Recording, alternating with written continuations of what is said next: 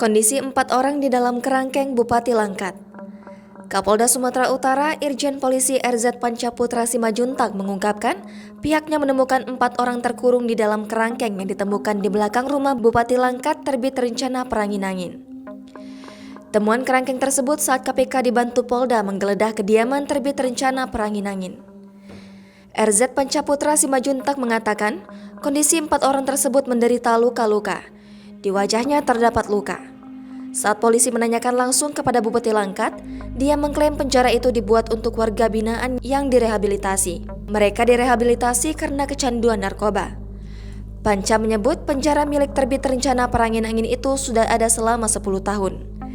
Selama ini para tahanan itu direhabilitasi lalu dipekerjakan di kebun sawit milik terbit rencana perangin-angin.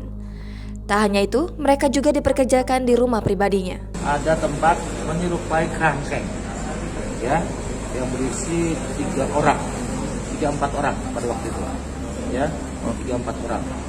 Tapi sebenarnya dari pendataan kita, pendalaman kita, bukan 3-4 orang itu. Kita dalamin itu masalah apa? Kenapa ada kerangkeng? Dan ternyata dari hasil pendalaman kita, memang itu adalah tempat rehabilitasi yang dibuat oleh yang bersangkutan secara pribadi dan sudah berlangsung selama 10 tahun.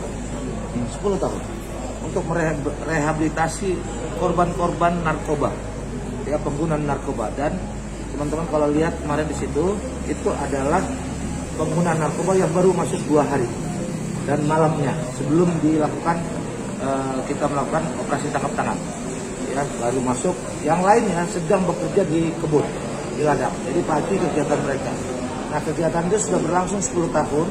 Yang bersangkutan menerangkan bahwa itu waktu saya tangkap dia di perjalanan, saya dalamin, itu sudah lebih dari 10 tahun, teman-teman sekalian. Lebih dari 10 tahun. Apakah itu ada izin? Apakah itu ada izin? Iya, makanya tadi saya bilang pribadi. Ya, belum ada izinnya. Tapi selama ini saya tak dalamin bagaimana pemeriksaan kesehatan.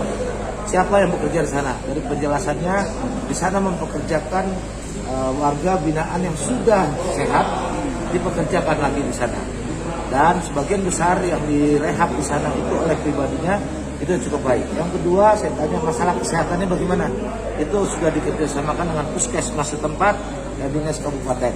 Nah, ini saya dorong, sebenarnya niatnya baik, tapi harus difasilitasi untuk secara resmi melakukan kegiatan rehabilitasi tersebut.